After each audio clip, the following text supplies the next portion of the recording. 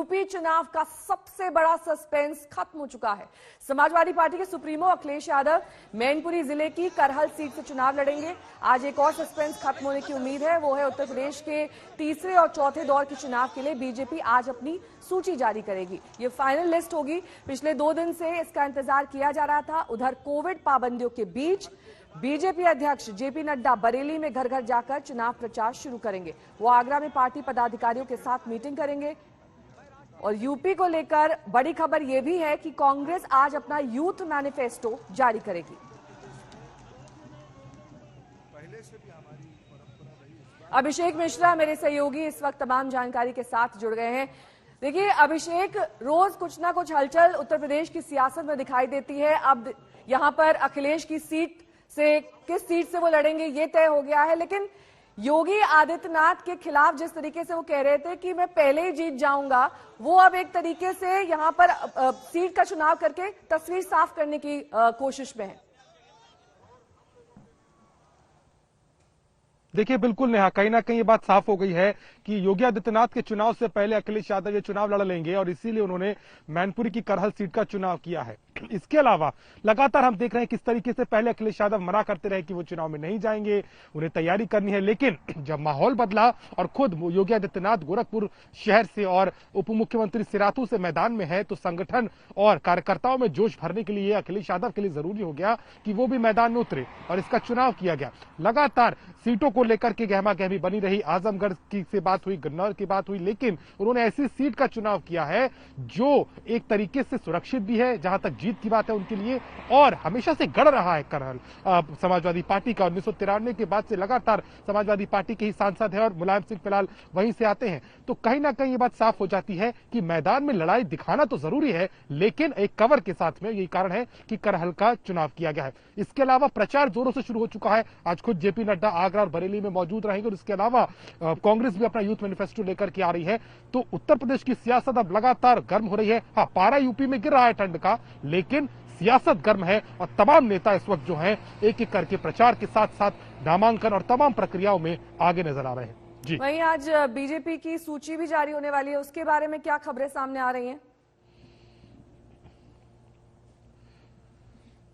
देखिए बिल्कुल, बीजेपी ने अपने पहले 2 चरणों की प्रत्याशियों की सूची सामने ला दी थी, जिसमें अलग अलग प्रत्याशियों के नाम थे, लेकिन आज उम्मीद की जा रही है कि तीसरे और चौथे चरण के प्रत्याशियों के नाम साफ हो जाएंगे। बहुत महत्वपूर्ण होगा क्योंकि तीसरे चरण में कानपुर और अवध की क्षेत्र है, चौथे चरण में लखनऊ भी है, और इन तमाम सीटों को लेकर के पिछले दिनों हमने देखा भी किस तरीके से चर्चा जोरों पर थी। अपर्णा यादव चूंकि आ गई हैं, अब माना जा रहा है कि लखनऊ कैंट से वो भाजपा की उम्मीदवार हो सकती है, वो तस्वीर भी आज साफ हो जाएगी और कई दिग्गज नेताओं को लेकर के तस्वीर साफ होगी। डॉक्टर दिनेश शर्मा उप मुख्यमंत्री हैं, वो भी इस बार चुनाव मैदान में होंगे। उनको कौन सी सीट मिलती है, लखनऊ से ही वो ताल ठोक सकते हैं, उनको लेकर के भी आज साफ हो जाएगी। और तमाम सीटें, कुछ सीटें जो थी वो पहले और दूसरी सूची में छूट भी गई थी, तो उस पर भी आज तस्वीर साफ होने की उम्मीद है। बीजेपी लगातार ये बात कह रही है कि समाजवादी पार्टी जो है अभी तक अपनी सूची जारी नहीं कर पाई है आधिकारिक तौर पर। हाँ, गठबंधन की सीटें आरएलडी के साथ तो अनाउंस हो गई हैं, लेकिन समाजवादी पार्टी अभी फिलहाल पीछे है, ये आरोप बीजेपी भी लगा रही है। बहुत बहुत शुक्रिया इस तमाम जानकारी के लिए आपका अभिषेक। और यूपी की सियासी हलचल की ही बात करेंगे, जिसके रण में दिग्गजों की सुरक्षित सीट को तलाशने की मुहिम जारी है।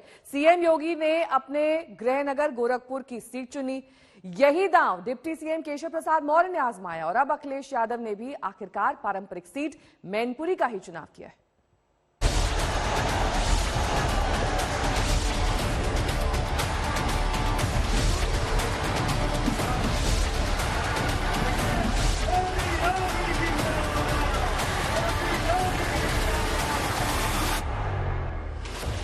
उत्तर प्रदेश में अब जंग पूरब बनाम पश्चिम की है। योगी गोरखपुर से हुंकार भर रहे हैं तो अखिलेश मैनपुरी से ललकारने के लिए तैयार हैं। सियासत सबसे सुरक्षित सीट से शुरू होगी। सियासत अब पारंपरिक सीट से होगी। योगी आदित्यनाथ ने जहां अपनी पारंपरिक सीट गोरखपुर सदर को विधानसभा चुनाव के लिए चुना है, तो वहीं अब अखिलेश यादव अपने पिता की विरासत को आगे ले जाने वाले हैं, जो कि मैनपुरी की करहल सीट से चुनाव लड़ने की तैयारी कर रहे हैं, जिसका औपचारिक ऐलान होना अभी बाकी है। विधानसभा सीट पर समाजवादी पार्टी का 7 बार कब्जा रहा है। 1985 से अब तक हुए 10 विधानसभा चुनावों में यहां से यादव उम्मीदवार ही जीत रहा है। 2017 में बीजेपी लहर के बावजूद समाजवादी पार्टी के सोवरन यादव यहां से 40,000 वोट से जीते थे। समाजवादी पार्टी तय करेगी कहां चुनाव लड़े, लेकिन क्योंकि समाजवादी पार्टी आगे है, समाजवादी पार्टी आगे है तो आगे ही रहेंगे हम भी। करहल विधानसभा सीट के सामाजिक समीकरणों की बात करें तो यहाँ 3.5 लाख से अधिक मतदाता हैं। अनुमान के मुताबिक इस विधानसभा क्षेत्र में यादव मतदाताओं का बोलबाला है, वहीं मुस्लिम मतदाता भी अच्छी खासी तादाद में है और मैनपुरी तो मुलायम सिंह यादव की कर्मस्थली भी रही है। मैनपुरी ही वो क्षेत्र है जहां मुलायम सिंह यादव ने पहली बार विधानसभा का चुनाव लड़ा था। करहल के जैन इंटर कॉलेज से मुलायम सिंह यादव ने पढ़ाई की तो यहां शिक्षक के तौर पर काम भी किया। करहल मुलायम सिंह यादव के गांव सफाई से महज 4 किलोमीटर की दूरी पर है। इससे पहले अखिलेश यादव के आजमगढ़ से चुनाव लड़ने की अटकलें थी, जहां से वो सांसद भी हैं, लेकिन अखिलेश यादव ने इशारों में बता दिया था कि वो आजमगढ़ से विधानसभा की लड़ाई नहीं लड़ेंगे। मैं आजमगढ़ की जनता से कहूंगा और पार्टी जहां फैसला लेगी वहां लड़ूंगा, और चुनाव पहले होना चाहिए, योगी जी से पहले लड़ लें चुनाव। अखिलेश की इस पहेली में जवाब भी छिपा है। अखिलेश के मुताबिक वो योगी आदित्यनाथ से पहले चुनाव लड़ लेंगे। योगी आदित्यनाथ गोरखपुर से चुनाव लड़ रहे हैं, जहां 6ठे चरण में मतदान होना है, और आजमगढ़ में तो मतदान उसके बाद यानी 7वें चरण। अब सवाल खड़ा होता है कि आखिर मैनपुरी को चुनने की वजह क्या है। मैनपुरी वो इलाका है जो न केवल पश्चिमी यूपी में आगरा मंडल तक अपना असर डालता है, बल्कि अवध में कानपुर तक अपना प्रभाव छोड़ता है। इसमें फिरोजाबाद, एटा, औरैया, इटावा और कन्नौज की सीटें भी शामिल हैं।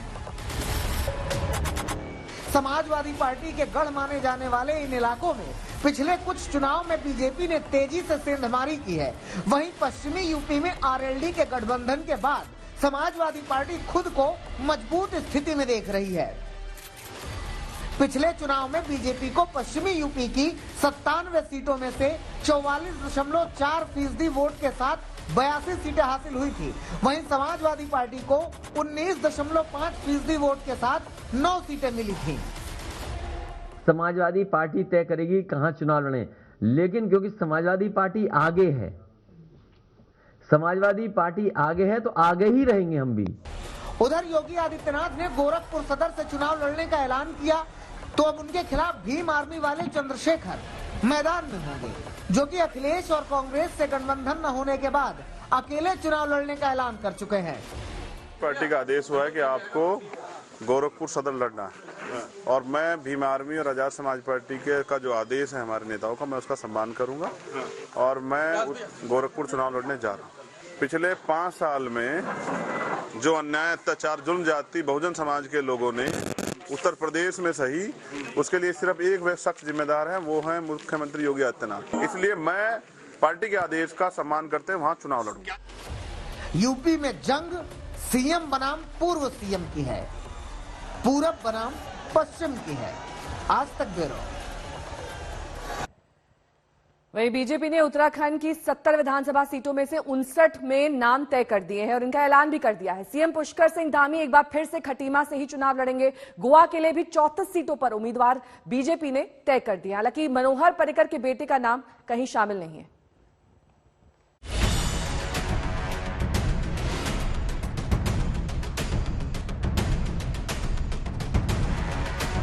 उत्तराखंड और गोवा में दोबारा सरकार बनाने के इरादे से बीजेपी ने दोनों राज्यों में उम्मीदवारों की पहली लिस्ट का ऐलान कर दिया। 70 सीटों वाले उत्तराखंड में बीजेपी ने 59 लोगों के नाम का ऐलान किया है।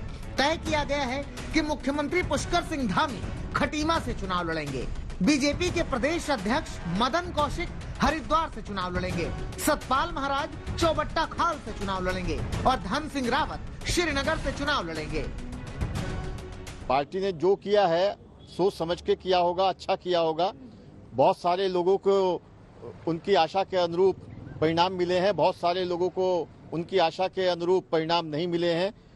अभी सब लोगों को सोचने समझने में थोड़ा समय लगेगा। मुझे लगता है कि सब विषय पर सब लोग विचार करके आगे का निर्णय लेंगे। 59 लोगों की लिस्ट जारी कर दी गई है, मगर बताया जा रहा है कि 11 लोगों के नाम पर अभी पेच फंसा हुआ है।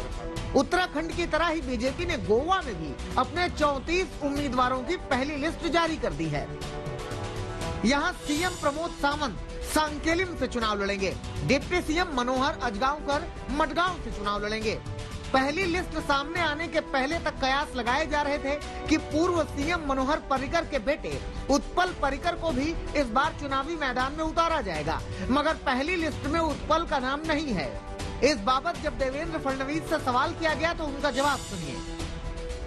गोव्यामध्ये भारतीय जनता पार्टी एस्टॅब्लिश करण्याकरता भरपूर काम केलेलं आहे, पण केवळ मनोहरभाईंचा किंवा एखाद्या नेत्याचा मुलगा आहे म्हणून भारतीय जनता पक्षात तिकीट मिळत नाही। कहने के लिए तो गोवा छोटा राज्य है, मगर यहाँ की लड़ाई बड़ी है। महाराष्ट्र में भले ही कांग्रेस, शिवसेना और एनसीपी की महाअघाड़ी की सरकार है, मगर गोवा में शिवसेना और एनसीपी ने कांग्रेस का साथ छोड़ दिया है। यहाँ शिवसेना और एनसीपी एक साथ चुनाव लड़ेंगे। शिवसेना को भरोसा है कि वो गोवा में सरकार बनाएंगे। कांग्रेस को लगता है वो अपने ताकत पर मेजॉरिटी उनको मिलेगी, बहुमत मिलेगा, उनका कॉन्फिडेंस है। कहां से आता है मुझे मालूम नहीं का कॉन्फिडेंस, तो अगर है तो मेरी बेस्ट विशेष है मेरी पार्टी की, तो हम शिवसेना और एनसीपी ने एक गठबंधन किया है और हम लड़ेंगे चुनाव को। हम उधर आम आदमी पार्टी ने भी गोवा के रण में पूरा दम झोंका है। बिजली पानी फ्री वाली घोषणाओं के साथ ही अरविंद केजरीवाल ने यहाँ जाति का गणित साधने की कोशिश की है। अरविंद केजरीवाल ने गोवा में आम आदमी पार्टी का सीएम उम्मीदवार अमित पालेकर को बनाया है।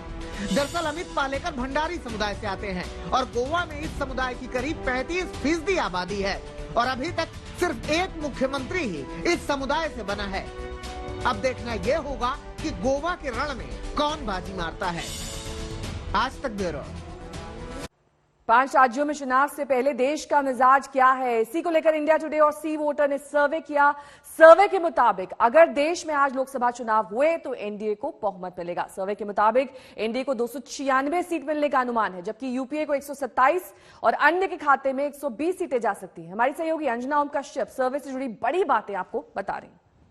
देश का मिजाज आज क्या कहता है? अगर आज हो मतदान तो एनडीए को जाएंगे कितने वोट? 40.7% वोट एनडीए की तरफ जाता हुआ दिखाई दे रहा है, जिसमें आप देख रहे हैं प्रधानमंत्री नरेंद्र मोदी की तस्वीर लगी हुई है, क्योंकि एनडीए को एक तरह से बीजेपी लीड कर रही है। 40.7% वोट प्रधानमंत्री नरेंद्र मोदी की तरफ, एनडीए की तरफ जाता हुआ। और अब हम आपको दिखाएंगे आंकड़ा यूपीए का। सोनिया गांधी की तस्वीर यहां पर लगी हुई है। यूपीए का एक तरह से नेतृत्व अगर हम माने कि अभी कांग्रेस पार्टी कर रही है, तो 26.7% वोट सोनिया गांधी की तरफ जाते हुए, और वहीं प्रधानमंत्री नरेंद्र मोदी की तरफ 40.7, और वहीं अन्य को बहुत बड़ा आंकड़ा 32.7% अन्य को जाता हुआ दिखाई दे रहा है। अब हम आपको सीट बताएंगे, अगर आज हो चुनाव तो कितनी सीटें आएंगी एनडीए की? 296 सीट्स। अगर आज हो देश में चुनाव तो 296 सीटें एनडीए की आएंगी, जैसा कि आप देख रहे हैं। वहीं पर आप देखें दूसरी तरफ यूपीए को, यह आंकड़ा 296 देख लीजिए। पहले प्रधानमंत्री नरेंद्र मोदी की तस्वीर हमने लगाई है, एनडीए का नेतृत्व एक तरह से करते हुए 296 सीटें अगर आज हो देश में चुनाव तो आती हुई। अब हम आपको यूपीए की सीटें बताएंगे और फिर अन्य की बताएंगे। 127 सीटें यूपीए की तरफ जाती हुई, जिसमें सोनिया गांधी की तस्वीर आप देख रहे हैं, एक तरह से यूपीए का नेतृत्व करते हुए। लेकिन जो आंकड़ा दिलचस्प आने वाला है आपके सामने वो है अन्य का। वोट प्रतिशत जरूर ज्यादा है, लेकिन सीटों में जब हम देखें तो 120 यूपीए आगे निकल जाता है और तीसरे नंबर पर 120 सीटों के साथ अन्य लोग दिखाई देते हैं। उत्तर प्रदेश में अगर आज हो लोकसभा चुनाव, हम लोकसभा चुनाव की बात कर रहे हैं, अगर आज हो लोकसभा चुनाव तो वोट प्रतिशत देखिए, सबसे पहले 45.9 यानी लगभग 46% एनडीए को जाता हुआ दिखाई दे रहा है। वहीं कांग्रेस पार्टी को 9.7%, समाजवादी पार्टी गठबंधन को 31.1, ये देख लीजिए सबसे पहले 46 और 10 वोट प्रतिशत। ये उत्तर प्रदेश के आंकड़े हम आपको दिखा रहे हैं, उत्तर प्रदेश। वहीं अखिलेश यादव और उनके गठबंधन को 31.1 नंबर 2 पर वो हैं।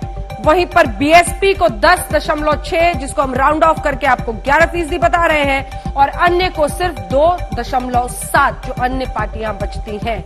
तो सबसे बड़े आप वोट प्रतिशत के मुकाबले देखें तो उत्तर प्रदेश में एनडीए है, उसके बाद समाजवादी पार्टी का गठबंधन है। तो बड़ी खबर इस वक्त की अब आपको बता दें, उत्तर प्रदेश का मिजाज यह है कि अगर आज हो लोकसभा चुनाव तो यहां पर वोट प्रतिशत में सबसे आगे एनडीए है और दूसरे नंबर पर अखिलेश यादव। दूसरी तरफ जब हम सीट देखते हैं तो 67 सीटें, लोकसभा की बात हो रही है, याद रखिएगा। अगर आज हो लोकसभा चुनाव, ये मूड ऑफ द नेशन है जो हर साल हम करते हैं जनवरी के महीने में। अगर आज हो मतदान तो उत्तर प्रदेश में लोकसभा चुनाव में 67 सीटें बीजेपी की आएंगी, 67। वहीं पर 10 सीटें आएंगी समाजवादी पार्टी गठबंधन की, 1 कांग्रेस और बीएसपी की 2। ये देख लीजिए, ये पूरा खाका है। ये लोकसभा की 80 सीटों का हिसाब किताब है जो हम आपको इंडिया टुडे सी वोटर सर्वे के मुताबिक दिखा रहे हैं। अगर आज हो देश में चुनाव, ये वो MOTN mood of the nation survey है जो हर साल इंडिया टुडे ग्रुप जनवरी के महीने में करता है, और उसी में लोकसभा की जो अगर आज हो चुनाव तो क्या होगा नतीजा, वो हम आपको दिखा रहे हैं। अब हम जल्दी से बात कर लेते हैं उत्तराखंड की। अगर आज हो लोकसभा चुनाव तो देखिए उत्तराखंड में क्या होगा, वो हम आपको दिखा रहे हैं। 51% के साथ बीजेपी सबसे आगे, वोट प्रतिशत हम बता रहे हैं 35%, 34.5 है, लेकिन राउंड ऑफ करके 35% कांग्रेस पार्टी, और अन्य को 14.3% वोट जाते हुए दिखाई दे रहे हैं, यानी समझ लीजिए राउंड ऑफ करके 14%। यहां पर भारतीय जनता पार्टी को 5 सीटें आती हुई और कांग्रेस 0 पर सिमटती हुई दिखाई दे रही है। अगर आज हो उत्तराखंड में लोकसभा चुनाव तो ये रहेगा हाल। इससे पता लगता है देश का मिजाज। राज सोमनाथ को मिलने वाला एक भव्य तोहफा, सोमनाथ मंदिर के पास एक भव्य अतिथि गृह का निर्माण पूरा किया जा चुका है। आज पीएम वर्चुअली इसका लोकार्पण करेंगे। देखिए कैसा है ये भव्य अतिथि गृह।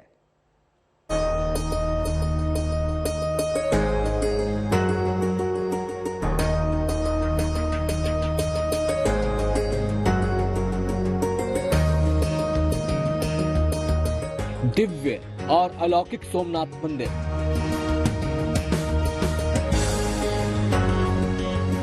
हिंदुओं की आस्था का अहम केंद्र। कोरोना काल से पहले रोजाना यहां लगता था देश और दुनिया के श्रद्धालुओं और सैलानियों का मेला। आज सोमनाथ के भक्तों को मिलने वाला है एक खूबसूरत तोहफा। जी हां, यही है वो सौगात, सोमनाथ अतिथि गृह। आज पीएम मोदी इस अतिथि गृह का वर्चुअल लोकार्पण करने वाले हैं। समंदर के किनारे वो सर्किट हाउस बना है। यहाँ से आदरणीय मंत्री श्री पूर्णेश मोदी सर ज्वाइन करेंगे और सीएम सर भी गांधीनगर से वर्चुअल ये लोकार्पण कार्यक्रम में शामिल होंगे। ये पूरा सर्किट हाउस जो है उसमें 48 रूम है, 2 प्रेसिडेंशियल सूट है और 8 वीवीआईपी रूम है, और इसकी 30 करोड़ और 55 लाख के लागत से ये सर्किट हाउस बना है। सोमनाथ को मिलने वाला ये अतिथि गृह बेहद भव्य है। ये गेस्ट हाउस 15,000 वर्ग मीटर में फैला है। इसका कारपेट एरिया 7,000 वर्ग मीटर से ज्यादा है। यहाँ 2 VVIP sweet, 8 VIP room, 24 Deluxe room, conference room, auditorium जैसी तमाम सुविधाएं मौजूद हैं। गुजरात सरकार ने करीब 30.5 करोड़ की लागत से इसका निर्माण किया है।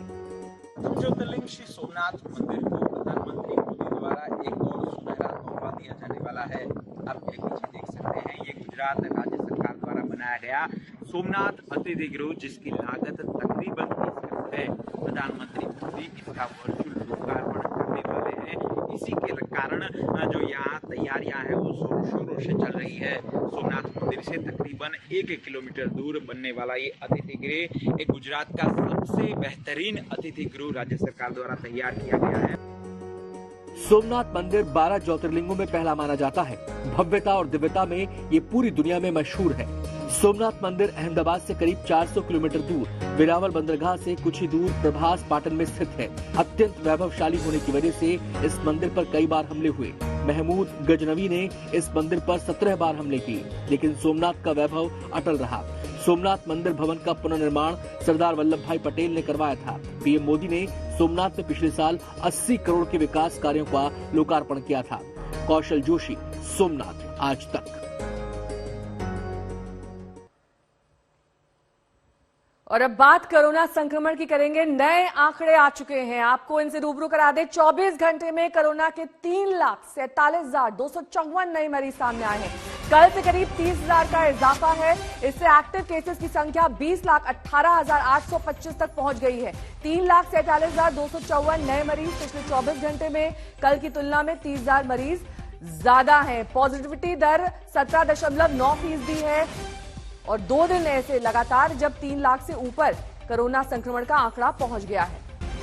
कल के मुकाबले 30,000 ज्यादा मरीज सामने आए।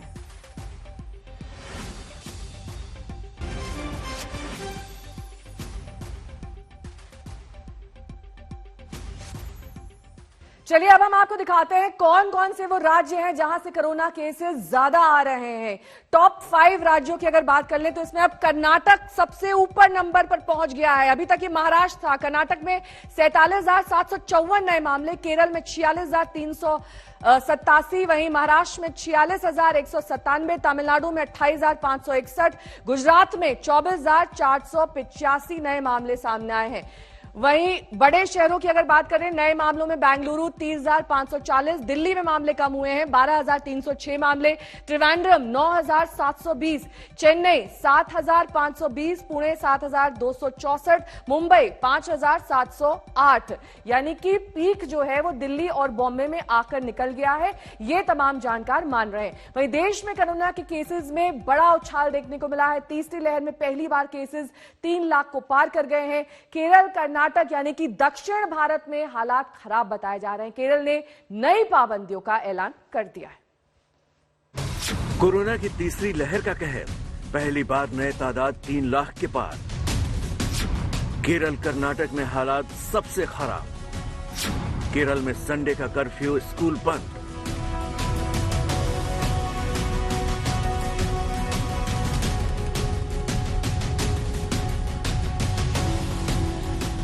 देश में कोरोना की तीसरी लहर आहिस्ता आहिस्ता अब अपना रंग दिखा रही है। हफ्ते भर से नए केस का आंकड़ा 2.5 लाख के आसपास था, लेकिन गुरुवार को पहली बार देश में नए केस ने छलांग लगाई। देश में गुरुवार को 3,17,532 नए केस दर्ज किए गए और 491 लोगों की कोरोना से मौत हो गई। अब देश में कोरोना के एक्टिव केस 19,24,000 से ज्यादा हो गए हैं। चिंता की बात यह है कि पॉजिटिविटी रेट 16% से ऊपर है। विशेषज्ञ चेता रहे हैं कि कोरोना केस का आंकड़ा अभी और बढ़ सकता है और अब छोटे शहरों में खतरा हो सकता है। हालांकि दिल्ली, मुंबई में तादाद घटी है, लेकिन अब कोरोना छोटे शहरों और गांवों में फैल सकता है। टेस्टिंग ज्यादा होनी चाहिए ताकि सही आंकड़ा पता चल सके। साउथ के राज्यों में कोरोना का मामला लगातार बिगड़ रहा है। केरल से लेकर कर्नाटक और तमिलनाडु में भी केस की तादाद में अचानक उछाल आया है। सबसे प्रभावित राज्यों पर एक नजर डालें तो केरल में हालात सबसे खराब हैं। यहां गुरुवार को 46,387 नए मामले आए। इससे भी ज्यादा चिंता वाली बात पॉजिटिविटी रेट को लेकर रही, जो 40% को पार कर गई। कर्नाटक में 47,754 नए केस आए। अकेले बेंगलुरु में 30,540 केस आए। पॉजिटिविटी रेट 18% से ऊपर है। महाराष्ट्र में हालात ठीक नहीं है। 46,197 नए केस के साथ राज्य में 2,58,569 एक्टिव केस हो गए हैं। तमिलनाडु में भी 28,561 नए केस आए हैं। एक्टिव केस बढ़कर 1,79,205 हो गए हैं। आंध्र में 12,615 नए केस आए हैं और कुल एक्टिव केस करीब 50,000 हो गए हैं।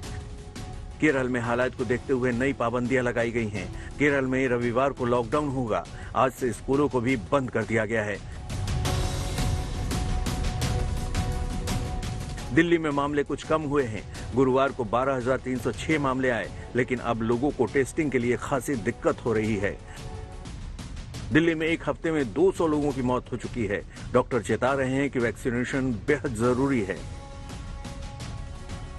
कोरोना से हालात दिनों दिन बिगड़ रहे हैं। अस्पताल में दाखिल मरीजों की तादाद भी बढ़ रही है। यही वक्त है संभल जाने का। आज तक ब्यूरो। अगली खबर का रुख करेंगे। इंडिया गेट की एक बड़ी पहचान अब मिटने वाली है। जी हां, अमर जवान ज्योति अब इंडिया गेट की पहचान नहीं रहेगी। अब ये राष्ट्रीय युद्ध स्मारक पर जलेगी। आज एक कार्यक्रम में अमर जवान ज्योति की मशाल को नेशनल वॉर मेमोरियल की मशाल के साथ मिला दिया जाएगा।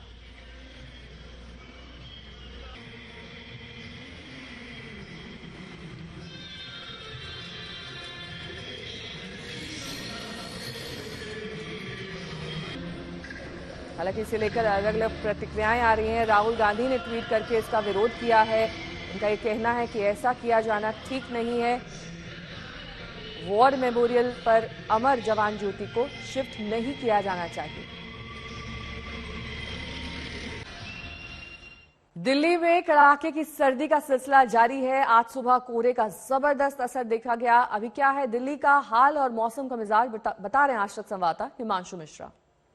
राजधानी दिल्ली में कड़ाके की ठंड पड़ रही है, साथ ही साथ शीतलहर चल रही है, तेज हवाएं चल रही हैं, जिसकी वजह से ठंड और ज्यादा महसूस हो रही है। और अगर हम बात करें टेम्परेचर की, तो शुक्रवार के दिन मिनिमम टेम्परेचर 7 से 8 डिग्री जबकि मैक्सिमम करीब 16 डिग्री के आसपास रहेगा।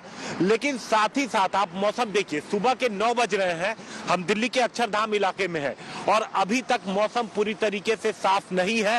हालांकि सुबह के वक्त बहुत ज्यादा कोहरा पड़ रहा था।